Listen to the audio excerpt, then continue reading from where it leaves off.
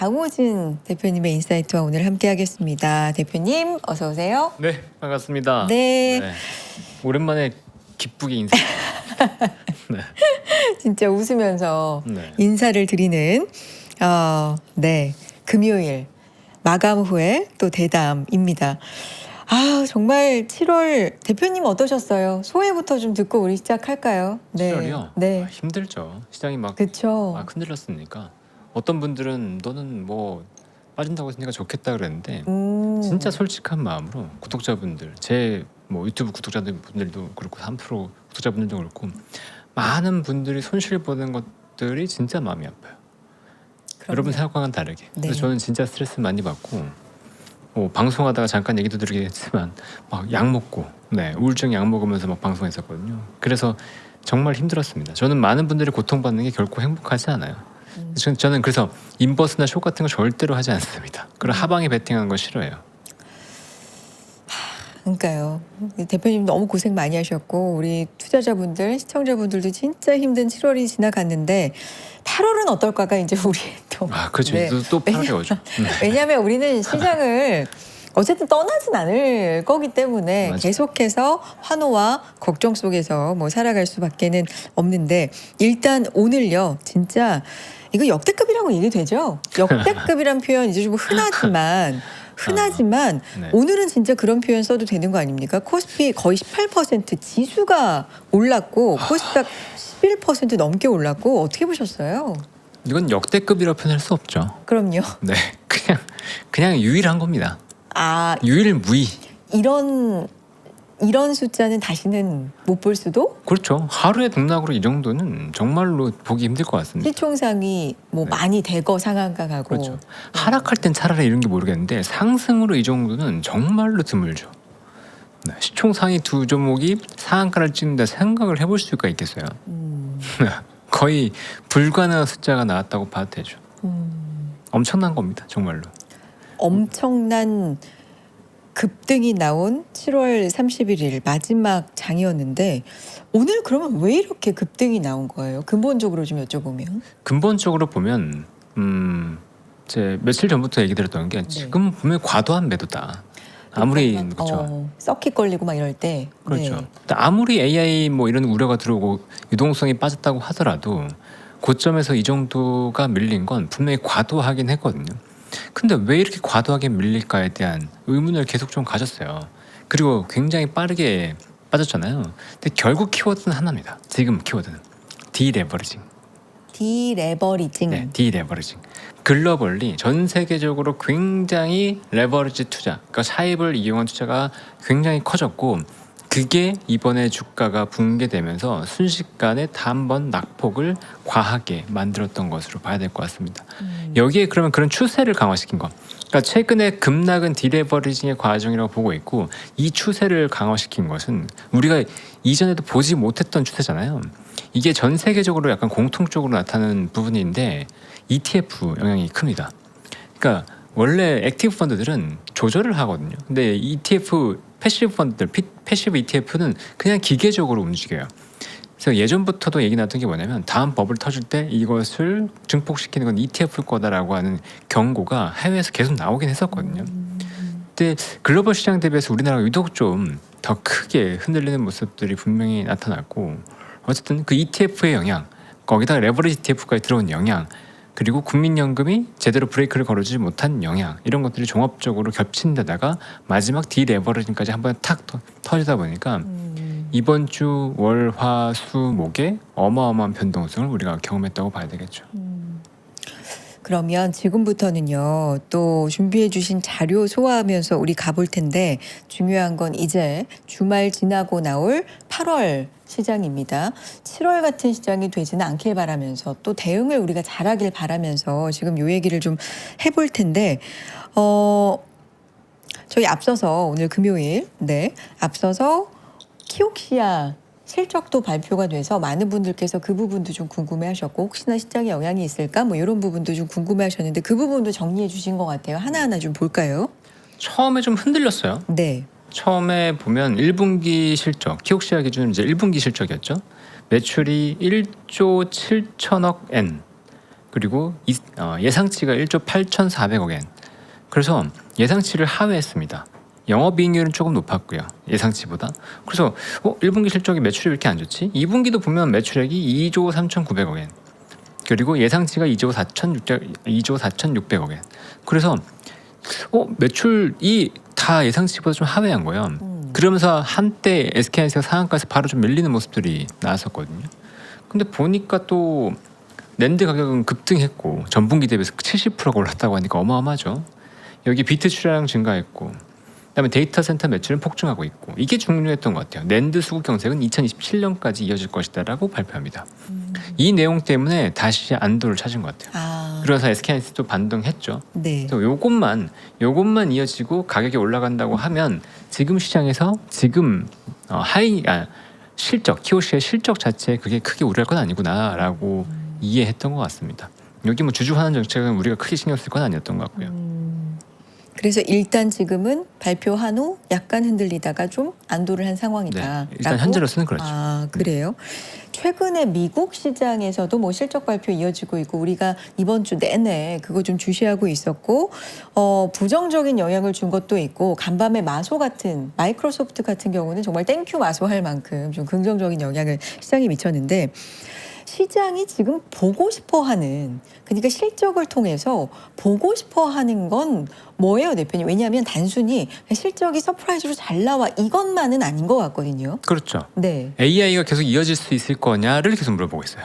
AI가 계속 이어질 거냐? 네, AI 투자가 계속 이어질 거냐가 투자가. 가장 큰 이제 이슈입니다. 네, 그럼 AI 계속 투자가 이루어질 거냐고 할 때 빅테크들이 우리 실적 투자 늘릴 겁니다라고 하는 건 더 이상 그것만으로는 반기지 않아요. 그렇죠. 메타가 알파벳이 처음에 FCF 마이너스가 나오면서 시장에 충격을 주기 시작했잖아요. 알파벳도 메타도 늘린다고 하고 심지어 현금이 마이너스가 됐네. 이런 거에 시장이 그렇죠. 밑으로 그럼 너 가는 추가적으로 돈 어떻게 조달할 거야? 라는 얘기가 나오면서 이게 CDS 프리미엄이 올라가기 시작했죠. 그러니까 그게 복합적으로 작용을 하면서 시장이 흔들렸단 말이에요. 그런데 아마존이 이걸 좀 뒤집었어요. 아마존이 FCF권을 발표됐는데 적자가 났습니다. 그래요? 네. 네. 그런데 뒤집었어요. 왜요? 재밌는 이야기가 네. 나옵니다. 여기 일단 보시면 네. 캐펙스는 2,000억 달러에서 2,200억 달러로 상향합니다. 그래도 좀 반가운 이야기라고 할까요? 투자 금액을 올린 이유가 메모리 반도체 비용 상승 때문이라고 얘기합니다. 그러니까 캐펙스 규모 자체는 줄이지 않는데 어쨌건 이 정도 유지할 거야 라고 얘기를 했죠. 줄이지 않고 메모리 가격 상승 때문이라고 정확하게 얘기했기 때문에 이게 시장에서 얘기하는 그냥 평범한 투자 정도, 그게 무리가 없는 투자 정도라고 이제 받아들여졌던 것 같고요. 다음 2027년까지 인프라 영역 대부분 예약이 돼 있다. 그리고 2028년 물량도 계약 진행 중이다. 우리 계약 잘 되고 있다. 근데 가장 중요한 건 이 문구입니다. 이 발표예요. 데이터 센터 투자를 하면 우리 3년 만에 투자 회수한다. 이게 진짜 중요한 발표가 됐습니다. 내용 연수가 5년에서 6년 정도 쓸 수 있고, 그다음에 실제 활용은 30년 정도를 하는데, 내용 연수가 5년 6년이면 3년 차에 회수하고 나면 4, 5, 6년 차는 엄청난 수익이 난다는 거죠. 그리고 30년 동안 가동하면 추가로 수익이 난다는 거죠. 근데 3년 만에 회수한다는 건 이게 무슨 말이 될까요? 투자 늘려도 부담이 없어라고 발표한 겁니다.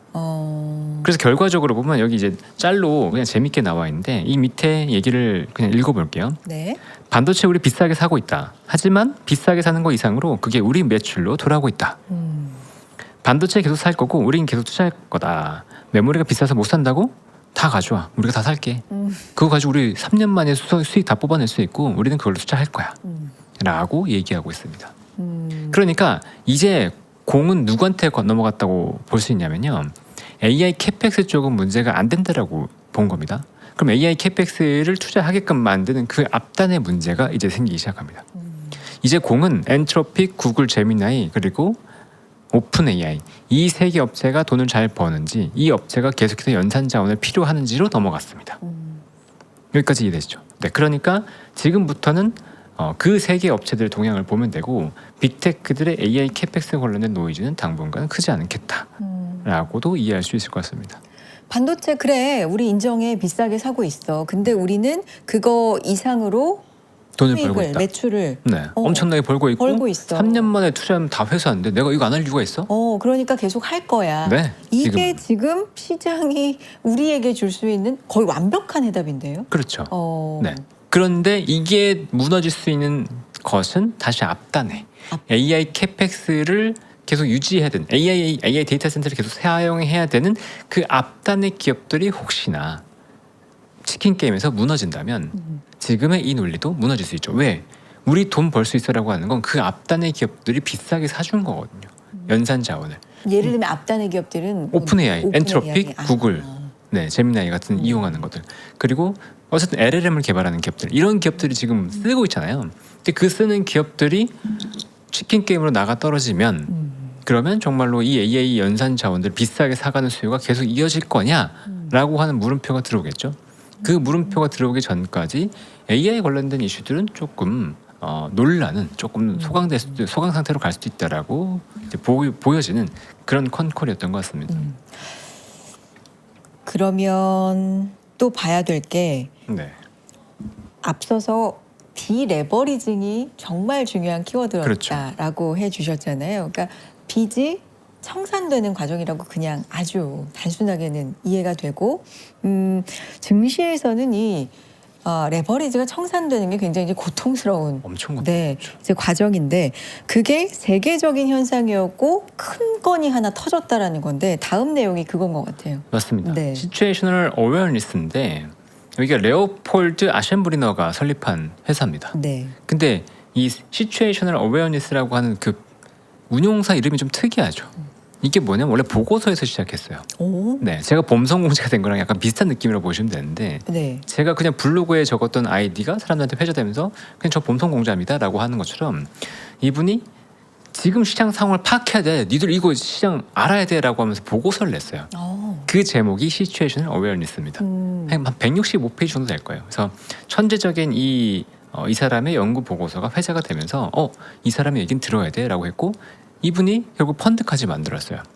근데 작년 올해에 걸쳐서 올해 상반기까지 제가 듣기로는 10배 정도 수익을 냈다고 알고 있거든요.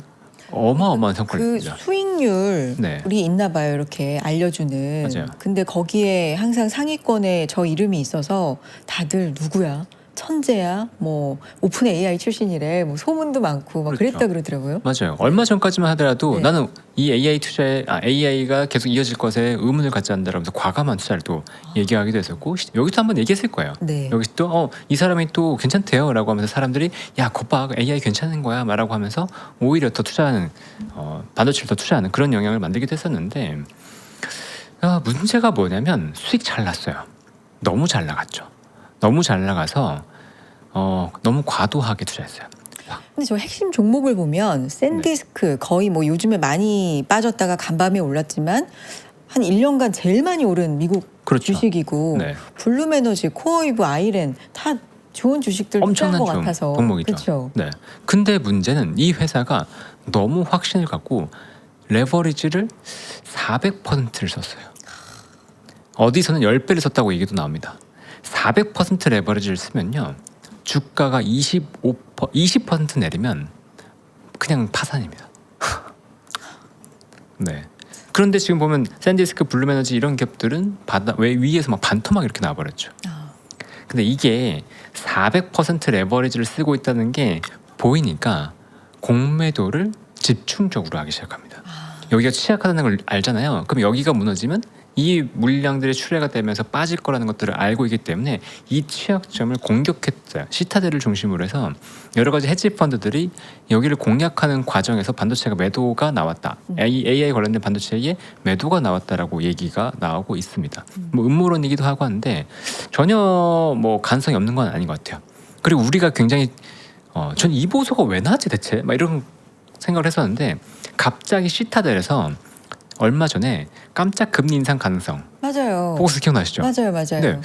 이게 금리 인상을 지금 할 때가 아닌 것 같은데 갑자기 저 얘기를 한다고? 라고 이번에 했었는데. 연준에서 그러니까 어제 있었던 맞아요. 네, FOMC에서 깜짝 인상할 수 있다라는 게 시타델에서 그렇죠. 나왔죠. 네, 그 보고서 나오고 시장이 또 흔들렸잖아요. 네. 그리고 이번에 인수한 거, 이번에 파산한 시츄에이셔널 어웨어니스의 자산을 인수한 게 시타델입니다. 그게 연관이 있는. 그러니까 좀 시장을 흔든 그렇다고 거다? 음모론을 좀 갖고 있는 거죠. 음모론이면 야 저렇게 흔들어 놓고 저걸 가져갔어? 싸게 다 가져갔죠? 그 다음에 오늘 바로 20%가 올랐잖아요. 그 자산에서 수익이 얼마나 났겠어요 지금? 시타델과 헤지펀드의 공격 대상이 된 것들은 분명한 것 같고요. 어쨌든 이 펀드가 청산이 되면서 디레버리징의 끝을 본 것 같습니다. 이 펀드만이 아니고 관련된 헤지펀드들이 많이 망가졌을 거잖아요. 그리고 이거는 단순히 미국만의 얘기는 아니었습니다. 한국에서도 순식간에 SK하이닉스 같은 것들이 누가 60% 이상 빠질 거라고 생각을 했겠어요. 120만 원이면은 고점에서 거의 170 이렇게 빠진 건데 60-70% 빠져버린 거거든요. 그렇죠. 300만 원, 300만 원 갔었으니까. 298만 원. 네. 그게 고점이니까. 그러니까요. 네. 이건 상상도 못할 정도로 빠졌기 때문에 거기서 우리나라도 수많은 사람들이 쓸려 나갔습니다. 레버리지를 많이 썼던 분뿐만 아니고 레버리지 크게 쓰지 않았었는데도 불구하고 쓸려 나간 사람들이 많아요. 그래서 진짜로 1,000억대, 2,000억대 큰 부자들도 많이 무너졌습니다. 이번에 많이. 무너졌어요. 아 그래요? 네, 그 정도로 이번 시장은 정말 힘들었던 장이었거든요. 그래서 디레버리징이 끝이 난 겁니다. 어제 그제에 걸쳐서. 그러니까 이게 미국에서 있었던 일인데 그렇죠. 우리 시장까지 연결이 되는 거다예요. 됐죠. 직접적으로. 그러니까 그냥 의미상, 현상상이 아니라 진짜 연결이 되어 있어요. 되어 있죠. 어. 왜냐 생각해 보세요. 샌디스크 급락 나옵니다. 블룸에너지 급락 나와요. 그럼 그 다음날 SK하이닉스 주가 어떻게 될까요? 아. 그런 식으로 연결이 돼 있어요. 네. 그리고 반대가 될 수도 있죠. 우리나라의 뭐 수급이나 이런 것들이 약하니까 우리나라의 약한 고를 때려서 미국 주식을 떨어뜨릴 수도 있죠. 어떤 식으로 연결되어 있는지 모르겠지만 외국인들의 매도가 나왔을 때 그게 전혀 없진 않았을 것 같다. 단순히 리밸런싱뿐만이 아니고 그런 자금이 있었을 가능성도 우리는 있다고 봐야 될 것 같습니다. 근데 요게 청산이 됐고 그렇죠. 이제 악재가 소멸됐다. 그러니까 재료가 없어졌다라고 보는 그러면서 이제 그때 시각인 거죠. 네, 디레버링이 끝났으니까 이건 과도한 하락이라면 한번 점프업. 어제 미국 시장이 그랬고 오늘 우리 시장이 이걸 보여준 거라고 생각을 합니다. 요게 아주 큰 일이었다. 그래서 배울 걸 또 교훈점을 갖고 오셨어요. 그렇죠. 네. 그러니까 여러분들한테 꼭 얘기 드리고 싶은 건데 네. 지나친 레버리지는 독이다. 근데 레버리지가요. 100%를 쓰는 게 지나치다고 생각할 수 있는데 진짜 30% 40%만 썼어도 이번 장에서는 그냥 깡통 납니다. 깡통 났어요. 그러니까 상승장과 하락장을 여러분들 장세를 잘 판단하신 다음에 레버리지를 굉장히 단기적으로만 쓰시는 것들을 좀 권해드려요. 길게 보면서 레버리지 계속 끌고 가는 건 도움이 별로 되지 않는다. 당장 내가 수익을 낼 수 있을지언정. 그리고 이번 펀드 레어폴드 사건을 보면 올해 상반기까지는 정말 최고였거든요. 그러니까. 네, 돈을 막 쓸어 담는 그런 펀드였는데 이게 한순간에 청산된 것들을 보면 인간사 세용지마다. 이건 뭐 약간 철학적 의미도 좀 있네요. 맞아요. 그래서 여러분들한테 희망을 드리는 겁니다. 여러분들 진짜 힘들고 고통스럽지만 어느 순간에 분명히 일어날 수 있어요. 여러분들이 너무 좌절하지 마시고요. 여러분 새로운 기회를 보면 되니까 차분하게 이런 걸 가지고 이번 교훈을 가지고 공부하고 내가 좀 더 나아가 봐야 되겠다라고 생각만 하신다면 분명히 기회는 옵니다. 근데 다른 사람들 손가락질하고 저 사람 때문이라고 생각하면 그 손가락질 때문에 여러분들은 스스로 돌아볼 수 있는 기회가 사라져요. 그러니까 그거를 좀 경계하시면서 분명히 기회를 보실 수 있을 것 같고요. 다음 세 번째는 아침에 얘기했던 겁니다. 본격적인 쇼커버링 장세가 시작되지 않을까. 그래서 급반등 이후에 반등이 나오지 않을까 싶었는데 아쉬운 건 너무 한 방이었다는 거예요.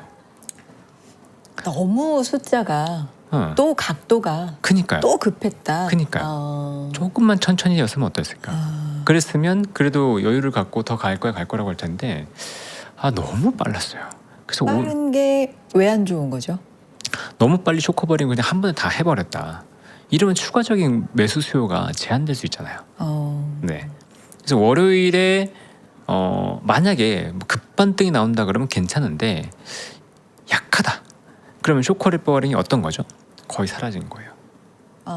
네. 그러면 이제는 이 반등에 대한 기대가 아니고 다른 생각들을 하기 시작하겠죠. 다시 한번 매크로라든가 전쟁이라든가 이런 걸 바라볼 거기 때문에 오늘의 너무 급한 상승이 물론 반갑습니다. 급한 상승이 나와서 여러분들이 수익 손실을 만회하고 수익 난 분들도 계시기 때문에 그 자체는 반가운데 오늘 하루 만에 다 땡겨버린 건 개인적으로는 좀 아쉬워요. 이 쇼커버링이라는 게 만약에 월요일 반등이 약하다 그러면 요게 하루짜리 그러니까 금요일 그렇죠. 네 금요일 하루짜리 호재로 재료로 좀 끝내버릴 수도 있다. 끝나버렸을 수도 있다. 그렇죠. 근데 오늘의 상승을 주도한 수급을 보면 외국인 맞아요. 매수가 대거 들어온 거잖아요. 그렇죠. 요거는 좀 의미가 있는 숫자. 왜냐하면 뭐 1조, 2조, 3조 이게 아니라 거의 7조 이 정도로 정말 역대급의 순매수 규모였기 때문에 그렇죠. 네. 그게 일회성으로 빨리 끝날까 버릴까 걱정되는 겁니다. 그 정도로 너무 강하게 들어왔기 때문에 쇼커버링으로 하루 만에 그냥 끝내버린 게 아닌가라는 생각이 들 정도의 규모였거든요. 그래서 월요일 아침에 관측하자고 말씀드리는 겁니다. 월요일 아침에 강하게 올라가면요, 여전히 외국인이 강하게 들어오면서 월요일에 또 강하게 튀면 그러면 여전히 힘이 있다고 봐도 됩니다. 근데 그게 아니라 그러면 쇼커버링의 영향력은 이제 많이 제한되고 있구나라고 해석할 수 있는 거죠. 지금은 뭐 네. 확신하기보다는 월요일 장 시작할 때 분위기를 보자라는 쪽을 보시면 되고, 다만 개인적으로는 하루 만에 너무 급하게 오른 게 좀 아쉽다. 그 점은 좀 아쉽다. 오늘 이제 상한가를 친 시총 상위 종목들이 굉장히 많고 네. 아까 저도 잠깐 말씀드렸지만 캡처를 해놨습니다. 이런 장을 다시 볼 수 있을까라는 느낌의 어떤 그런 진짜 우와 뭐 이런 기분으로 봤는데, 특히 하이닉스. 네, 하이닉스 얘기 좀 짚어볼까요? 방금 캡처 얘기 주셨는데 네, 제가 우와 하면서 한번 캡처한 적이 있었거든요. 언제인 줄 아세요? 언제 하셨어요? 2008년 9월에 2008년. 삼성전자가 마이너스 15% 하한가 찍는 걸 제가 캡처한 적이 있었거든요. 야, 네. 이런 날을 보내면서 그때 기준이 15%. 15% 하한가였으니까 그때 뭐 야, 삼성전자가 하한가를 간다고 이러면서 찍었거든요. 오늘은 그것보다 더 심하죠. SK하이닉스가 상한가를 간다고 뭐 이런 약간 이런 날인데 일자리 돌더라고요. 웃겨서. 네. 최태원 회장님이 최근에 샀다 팔았다 하지 말라라고 말씀을 하셨죠. 맞아요. 복음을 전파하셨는데 그 복음이 통했기 때문에 믿고리라는 이게 지금 돌아요? 요 네. 그림 사진이? 네, 텔레그램에 돌고 있더라고요. 너무 웃겼습니다. 근데 30% 체제 이후에 첫 상한가, SK하이닉스가 상한가 기록한 건 과거에 있었는데 15%뭐 이럴 때 있었던 것 같은데 15% 체제 때는 있었는데 30%대 되고 나서 첫 상한가 네. 움직임이었고요.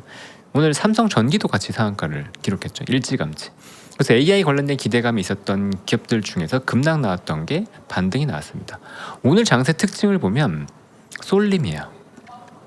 최근에 제가 이제 구독자분들이랑 계속 얘기를 하고 있잖아요. 여기 보시면 근데 구독자분들한테 최근에 반도체로 좀 몰아가시면 어떻겠습니까라고 얘기를 들었어요. 몰아가시면? 네, 몰아가시면 좋겠다. 그러니까 좀 더 집중해서 반도체를 네. 투자하자. 이번 반등은 반도체로 집중될 가능성이 굉장히 높다라고 얘기를 했는데 어제는 반등이 안 나왔죠. 그리고 다른 종목들이 굉장히 또 올라갔죠. 그래서 좀 아쉬웠었는데 오늘은 반도체 집중이 나와서 그래도 좀 다행이었다. 네. 제가 얘기 드렸던 것들이 이제 좀 그렇게 하셨다면 수익이 좀 나셨을 테니까 좀 다행이었다고 생각하고. 근데 이게 최태원 회장이 뭐 매수를 했다, 이것 때문에 상한가를 갔다, 이건 아니잖아요. 트리거가 됐죠. 근데 이제 트리거 네. 그리고 센티의 영향이 좀 있었다고는 보는 게, 네. 왜냐하면 최근에 그 컨퍼런스 콜에서 뭐 주주환원이나 이런 거가 좀 실망이 있었다. 물론 그건 ADR 하면서 뭐 조건에 얼마 동안은 뭐 못한다 뭐 이런 게 있었다고는 하는데, 어쨌든 근데 최근에 그 주가 하락이 펀더멘탈 문제가 아니라 외부적인 불필요한 요인에 의한 거다. 그러니까 산다. 요런 의미가 이제 외부적으로 주는 메시지는 좀 있지 않았을까라는 생각은 들어요. 그렇죠. 네. 네. 분명히 주주 환원을 위해서 내가 샀다라고 표현을 했고, 그리고 49억 원을 한 번에 또 샀기 때문에 네. 근데 이게 49억 원이 된 이유가 재밌어요. 50억 원이 넘으면 3달 전에 공시해야 되거든요. 그래서 딱 49억 원 사서 그냥 기습 공시를 했습니다. 공시도 굉장히 빨리 했더라고요. 그렇죠. 그쵸? 사자마자 네. 어제 사고 어제 저녁에. 네. 그렇게 했죠. 네. 그거 발표되자마자 주가가 한 4%인가 오르더라고요. 네. 그래서 시장에서 안도한 흐름을 만들었고, 그리고 미국 장에서 MS 실적 반영되면서 주가가 오르고, 전반적인 디레버리징이 끝나면서 급등이 나오다 보니까 오늘 우리 시장까지 긍정적인 흐름이 분명히 이어졌죠. 그러니까 최태원 회장님의 매수가 분명 시장을 돌리는데 영향을 줬다라고 봐요. 심리적인 부분에서. 심리적으로는. 네. 그래서 메모리 이 조금 더 큰 얘기로 지금 해보면, 여태까지 우리 한 얘기가 그거잖아요. 7월 이렇게 힘들었던 동안에 아마 투자자분들도 이제 지겨우실 거예요. 어떤 얘기냐면 변한 건 없다. 펀더멘탈에 변한 건 없다. 이 얘기를 너무 들으셔서 아마 지겨우시지 않을까 하는 생각이 드는데 그 맞잖아요. 그리고 그런 분위기들도 지금 감지가 좀 되고 맞습니다. 보고서들도 좀 나오는 것 같은데. 그렇죠. 네. 펀더멘탈의 변화는 없어요. 음. 펀더멘탈의 변화는 없는데 많은 분들이 착각하는 게 유동성에는 변화가 있습니다. 아, 계속 강조해 주셨죠? 그렇죠. 네. 유동성의 변화가 있으면 우리는 고무줄을 들고 있어요. 고무줄의 길이가 늘어나면 좋은데 고무줄의 길이가 늘어나는 건 주가의 상승이에요. 고무줄의 길이가 늘어나면 좋은데 그 자체로 늘어나면 좋은데 우리가 당겨서 늘어나면 부담이 될 수 있잖아요. 그리고 약간 당겨 놓은 것들이 좁아지는 것도 가능합니다. 이건 언제 유동성에 따라서 왔다 갔다 할 수 있어요. 그래서 그 유동성으로 인해서 주가가 빠졌던 것들은 충분히 가능했다. 근데 거기에 과도한 디레버리징이 작용합니다. 해치펀드 공매도 공격이라든가 이런 것들이 작용하면서 더 큰 변동성을 만들었고 그 반등이 일단 나왔다. 그럼 여기서부터 다시 보는 건 뭐죠? 유동성의 흐름을 보게 되겠죠. 그럼 유동성의 모체가 뭐가 되냐? 글로벌리 봤을 때 두 개를 크게 볼 수 있다고 보는데 저는 달러의 흐름 그리고 미국채 10년물의 흐름입니다. 근데 달러가 어제 보면 100달러를 또 깼었어요. 네, 그래서 100 제가- 밑으로. 그렇죠. 제가 과감하게 그래서 매수하시라고 얘기를 들었었고 아, 그리고 오늘 또 100을 조금 넘었습니다. 변수가 전쟁이 되고 있기 때문에 요거는 상황을 보고서 판단해야 되고 미국채 10년물이 여전히 4.6% 위에 있어요. 그러면 미국 경제 주체들의 투자나 이런 것들은 분명히 아직도 제한될 겁니다. 그러니까 그 요인들이 완전히 해소가 되지 않았어요. 그러니까 그 8월에는 다시 어디에 집중할 거냐? 이 요인들에 집중을 하게 될 것 같습니다. 전쟁이라는 변수랑 그러니까 지금 AI 관련된 이벤트는 이번 주를 기점으로 소멸됐죠. 빅테크 실적 다 끝났고 SK하이닉스 키옥시아까지 다 끝났고 아주 큰 건 끝났죠. 그렇죠. 네. 그래서 그 이벤트가 끝나자마자 오늘 급등하는 거 봤잖아요. 음. 네, 그 이벤트들을 소멸했고 그걸로 인해서 급반등 나왔고 그럼 이제 다시 시작하는 건 하나 확인할 거 아까 얘기 드렸던 거 월요일에 다시 또 쇼커버링이 더 나오는지 그거 체크해 볼 거고 그게 아니라 그러면 이제는 유동성 싸움으로 갈 거기 때문에 여기서 무조건 긍정적으로 보기보다는 현금을 좀 갖춰두고 이번에 보셨잖아요 하락하는 거 예상치 못하게 하락하는 걸 경험했기 때문에 나는 대응할 준비가 되어야 돼요. 이렇게 생각을 하시고 현금을 어떻게든 좀 챙겨두시면 좋겠어요. 월요일에 급락이 나오지는 않을 것 같으니까 뭐 반등이 나오고 그러면 만약 쇼커버링으로 반등 더 나온다 그러면 조금 더 지켜봐셔도 되고 만약에 힘이 없다 그러면 아 그래 디레버리징 아니 쇼커버링이 조금 힘이 떨어지니까 현금 더 만들어 놓고 시장에 대응해 봐야지라고 생각하시면 좋지 않을까 싶습니다. 오늘 개인 투자자분들은 물론 이게 플러스 마이너스 뭐 어떤 힘이 더 세냐에 따라서 파는 세력이 있어야 사는 세력도 있고 이제 이런 거니까 다 합쳐져서 나오는 거지만 순 매도가 개인이 10조가 넘었어요. 넘었죠. 그러면 다 다르겠죠. 이 파는 의미는 다 다를 거지만 차익 실현인지 손절인지 뭐 다 다르겠지만 현금을 만들어 놨다는 측면으로 좀 봐야 그렇죠. 될까요? 네, 상당 부분 순 현금을 만들어 놨죠. 근데 그게 이제 주식 증시에 계속 머물 건지 아이고 지겹다 이제 나갈래 이렇게 할 건지 그거는 좀 봐야 되겠죠. 예탁금이 머물거나 예탁금이 좀 더 증가한거나 그러니까 머문다고 하는 건 20조만큼 플러스로 그대로 올라가야 되는 거죠. 그렇게 되거나 아니면 좀 외부에서 이렇게 빠졌으니까 외부에 좀 들어가 볼까 그런 심리가 들어온다면 다시 한번 동학개미 운동 시즌2라고 했던 그런 현상들이 나타날 수 있을 텐데 그 정도의 심리 회복이 지금 가능한가라고 보면 저는 살짝 의문이 좀 들긴 합니다. 그러면 대표님이 왜 이제 며칠 전부터 이번에는 반도체 집중 또 한 번 좀 강조해 주셨다고 하는데 그렇죠. 슬슬 네. 그때 드신 근거 생각은 어떤 부분이었어요? 일단 반도체가 지나치게 과도하게 단계에 밀렸어요. 빠졌다. 그렇죠. 근데 다른 섹터와 비교했을 때 다른 섹터들은 실적이 안 나오는 기업들이 많았거든요.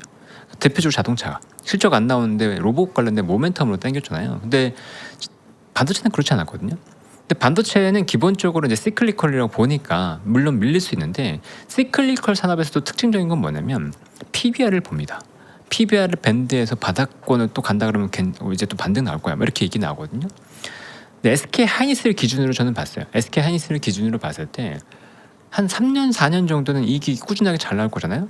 300조 원 정도의 이익이 나오는 건 크게 문제가 없을 것 같고 그럼 올해 내년 내후년 3년만 보더라도 한 800조 원 뭐 주주환원 감안한다고 하더라도 6, 700조 원 정도 들어오거든요. 그러면 지금 자본 총계가 제가 봤을 때 한 300조 원 정도였어요. 그러면 600조 원이 더해지면 900조 원이죠. 근데 시가총액이 900조까지 밀렸죠. 1배에서는 걱정할 거 없다라는 거였어요. 제 생각은. 그래서 지금 정도면 물리더라도 사야 되고, 만약에 여기서 반등이 나온다고 하면 그때는 이런 쇼커버링이 진짜 강하게 나옵니다. 급락 다음에 쇼커버링이 강하게 나오고, 그럴 때는 아침부터 뜨기 때문에 살 수가 없어요. 우리가 전쟁 때도 한번 경험해 봤잖아요. 그리고 작년 11월, 12월 조정 받고 나서 반등 나올 때도 우리가 경험했는데 굉장히 세게 반등이 나옵니다. 그래서 어제 사두세, 물려도 좋으니까 물리더라도 사두세라고 했던 건, 오늘의 급등 같은 것들이 나오면 이도주도 못하고 기다리다가 수익도 못 내고 그냥 벙찐 상태에서 있거나, 아니면 나중에 올라갈 때 급하게 따라서서 조금 더 안절부절하지 못하게 되거나 그렇게 될 경우가 있거든요. 네. 어쨌든 반도체의 반등은 지나친 과도한 하락에 대한 것들이 분명히 있었고, 디레버리징 과정에서 또 지나치게 빠진 것들이 있었기 때문에 여기에 대한 반등은 조금 예상을 했습니다. 반도체뿐만 아니라 정말 많이 빠졌잖아요. 그렇죠. 사실 뭐 6월 고점 대비해서 코스피 40% 넘게 어제 기준으로 이제 빠졌고, 목요일 기준으로 해서 빠졌고, 이거는 그 어느 때 위기 때보다도 한 달 기준으로 좀 많이 빠졌던 거고, 삼성전자, 하이닉스가 각각 40% 이상, 50% 이상 빠졌으니까 나머지 종목들은 진짜 처참하죠. 맞습니다. 네, 근데 5분의 1 토막 난 것도 많죠. 5분의 1 토막. 그럼요. 그러니까요. 네. 근데 이제 올라갈 때 중심으로 보면 좀 큰 것들인데 많이 빠진 것들 위주로 먼저 올린다라는 관점에서 봐도 반도체 쪽을 좀 먼저 올릴 것이다라는 생각도. 여전히 반등 나올 땐 주도주를 한 번 더 올리거든요. 네. 그래서 그 주도주가 시장에서 회자될 때 아직 살아있다라고 얘기가 된다면 그 주도주 쪽에서 머문 상태에서 반등을 노려야 된다라고 이제 생각을 했습니다. 그건 이게 경험적인 거죠. 근데 대표님, 저는 좀 갈등이 있어요. 어떤 갈등이 있으신가요? 왜냐하면 시장에 이제 너무 많은 현상들과 심리와 이런 것들이 이제 얽혀 있는데, 반도체 좋은 거 알죠? 좋은 거 알고 실적 나오는 거 알고 하는데, 우리가 이제 작년 후반부터 올해 상반기 시장을 올렸던 건 누가 뭐래도 반도체고, 근데 그게 이제 쏠림이 있었잖아요. 굉장히 심했고, 그리고 그걸로 사실은 부작용도 없지 않아 있었다라고 생각을 하니까, 이게 또 다시 반도체다, 또 다들 반도체다, 요 부분과 이거에 대한 물음표와, 그치만 수익이 나는 부분으로 가긴 해야 되니까 잘 모르겠어요. 요런 갈등이 사실 좀 있습니다. 네. 결국은 시장에 관심이 쏠리는 곳으로 가야죠. 돈이 몰리는 곳으로 가야 됩니다. 결국엔 우리가 고민할 수익이 필요가 나는. 없어요. 돈이 네. 몰리는 곳으로 가면 됩니다. 그거는 그냥 시장이 결정해줘요. 돈이 어디로 쏠리고 있는지를 확인해야 되는데, 돈도 쏠리고 실적도 나오는 곳이면 금상첨화죠. 그래서 실적이 아직은 나오고 있기 때문에 너무 걱정할 건 아니다. 근데 제가 걱정했던 건, 위에서 걱정했던 건, 이제 성장률이 둔화되면 우리가 고무줄 당기자고 했던 그 논리가 무색해질 거다라고 얘기했던 거고, 이제는 고무줄이 거기서 더 짧아져 있으니까 여기서 더 걱정할 필요 없다. 유동성이 만약에 풀린다면 이제는 더 당겨서 주가를 올릴 상황이 되기 때문에 여기서 크게 걱정할 건 아니다라고 봤던 거고요. 다시 한번 빅테크들에서 AI 캐펙스에는 그래도 회수가 빨리 된다고 했을 때 크게 걱정할 건 아닌 것 같다. 네. 그럼 플러스 알파 거기서 더 나아가서 그 앞단에는 기업들이 진짜 이제는 돈을 벌기 시작할 거냐, 이제 진짜 뭘 벌 거냐면요, 앞으로 오픈 AI, 엔트로픽, 너 진짜 돈 벌어? 이게 새로운 화두가 될 것 같습니다. 네. UBS 자료도 갖고 오셨는데, 메모리 수요 내년에 더 세진다, 좋은 얘기는 계속 나오긴 하네요. 계속 나오죠. 네. 네. 내년 수요가 증가할 거라고 얘기했고요. 네. 디램의 비트, 그러니까 용량 기준이죠. 비트 기준 수요 증가가 올해는 22%, 내년에 36%까지 나올 거라고 했습니다. 그러니까 증가가 더 되죠, 내년에. 낸드 플래시도 올해 20%, 내년 23% 나온다고 했고요. 메모리 공급 부족이 2028년까지 이어진다고 발표했기 때문에 이것들을 보면 여전히 뭐 우리가 크게 우려할 건 아니다라고도 볼 수 있죠. 그리고 ADR 보고 ADR 목표 주가 높였습니다. ADR 목표 주가를 204달러 정도로 높였어요. 지금 이제 1,400원이라고 하더라도 200만 원대 후반 정도의 목표 주가가 나왔습니다. 네. 알겠습니다. 자, 추가적으로 얘기할 부분이 있을까요? 우리 8월에는 요 변동성이 좀 없었으면 좋겠는데, 전략형 국부 펀드 얘기를 갖고 오셔서 이거 사실 전 조금 생소하거든요. 네. 좀 새롭게 볼 만한 내용인지 흥미가 좀 있어요. 어떤 내용이에요? 지금 우리가 주목할 것 중에 하나가 뭐냐면 네. 유동성이라는 키워드잖아요. 계속 강조해 주시고 그렇죠. 대표님은. 근데 유동성이라는 키워드가 글로벌 유동성이라는 게 있을 거고요. 국내 정책이라는 게 있을 겁니다. 그렇죠. 그래서 작년에 우리가 처음에 올라가기 시작할 때 그 유동성 키워드에는 글로벌 유동성 3조 호황이라고 하는 그 키워드와 정부 정책이라는 키워드가 동시에 맞물리면서 올라갔어요. 근데 정부 정책의 효과는 지금은 많이 경감됐죠.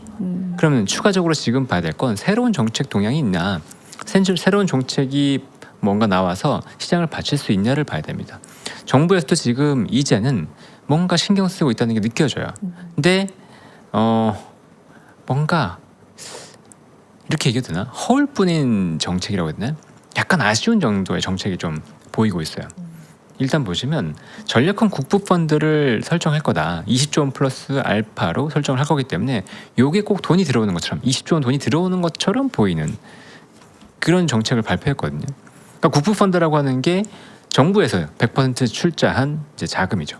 그걸 가지고 KIC라고 거기가 글로벌 자산, 주식, 채권, 부동산 이런 것들 투자하는 곳인데 이번에 그 KIC 내부에 별도 설치되는 전략투자 계정을 통해서 전략형 국부펀드를 이용하겠다. 근데 보니까 내용이 정부가 보유한 산업은행, 수출입은행, 기업은행 등 이 주식을 출자한대요. 16조 원. 그 정부가 또 세금을 받을 때 주식으로 받는 거잖아요. 현물로. 그래서 뭐 상속 증여세 대신에 받은 물납주식 4조 원, 이 20조 원을 출자한답니다. 그럼 20조 원에서 배당이 나올 거잖아요. 네. 그래서 그 배당세액을 기반으로 해서 재원을 만들고 그걸 투자하겠다. 네. 그래서 초기에 투자할 수 있는 건 6천억이다라고 네. 밝혔습니다. 그래서 이걸 보면 한 3% 정도 수익 난 거 가지고 한다는 것 같죠? 20조 원으로 6천억이니까. 그럼 연간 뭐 한 6천억 정도를 투자할 수 있는 건데 규모로 보면 그렇게 크진 않아요. 그렇죠. 네, 20조 원이 바로 들어오는 건 아니니까. 네네. 그래도 정부에서 뭔가 정책을 마련하려고 하고 있고 그게 시장이 반등할 때는 유의미하게 작용할 수도 있거든요. 그래서 이것도 좀 지켜보시면 좋을 것 같고 여기 몇 분까지죠? 얼마 안 남았어요. 이제 정리해 주셔야 돼요. 네. 네. 근데 산업만 그냥 잠깐 보시면 네. 이 산업들 지금 정부에서 얘기하고 있다. 네. 어떤 것들에 관심 갖는지 똑같습니다. 그 예전에 했던 것부터. 네. 알겠습니다. 대표님 이제 월요일장 굉장히 중요하게 됐어요. 오늘 좀 기대는 했지만 그 기대 정말 이상의 맞아요. 상승폭을 보였기 때문에 오히려 그 부분에 대해서 너무 빨리 올라간 게 좋은 가운데 그게 하나의 좀 아쉬운 점이다라고 말씀하셨을 정도로 네, 굉장히 큰 상승폭을 보였거든요. 월요일 어떤 부분 좀 조심하면서 대응해야 될까요? 네. 처음에 말씀드린 것처럼 네. 이제 쇼커버링이 월요일까지 이어져서 초반에 적어도 한 4%, 5% 이런 정도의 급등이 나온다면 괜찮은데요. 만약에 그 정도가 아니라고 한다면 상한가 따라가기로 급하게 들어왔던 수요들이 오히려 매물이 나올 수도 있어요. 네, 그런 것들에 대한 우려가 좀 필요할 것 같습니다. 그래서 그 초반 기세가 어떤지를 좀 같이 살펴보시면 좋지 않을까요? 주말 동안에 해외 동향 같은 거 살펴볼 이슈는 없어요? 그거는 우리가 예측할 수가 없습니다. 전쟁 관련된 이슈는 그쵸. 네, 트럼프가 어떻게 할지를 정말 예측할 수가 없어서 근데 예전보다는 이번 다음 주는 전쟁에 대해서 조금 더 민감한 한 주가 될 수도 있다고 봅니다. 네, 지금은 AI 쪽으로 완전 포커싱 돼가지고 있었다면 다음 주는 다시 한번 유가라든가 그다음에 전쟁 이 상황 자체를 조금 더 보지 않을까라는 우려는 좀 됩니다. 알겠습니다. 오늘 여기까지 듣도록 하고요.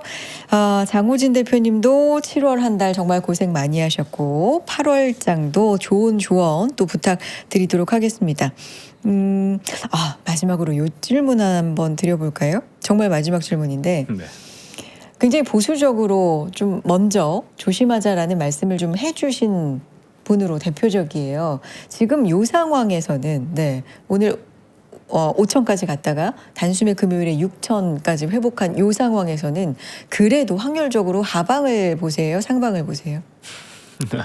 진짜 어렵네요. 근데 지금은 저는 확률적으로 상방 하방을 보지 않습니다. 뭘 지금은 보세요? 완전한 대응으로 봐요. 네.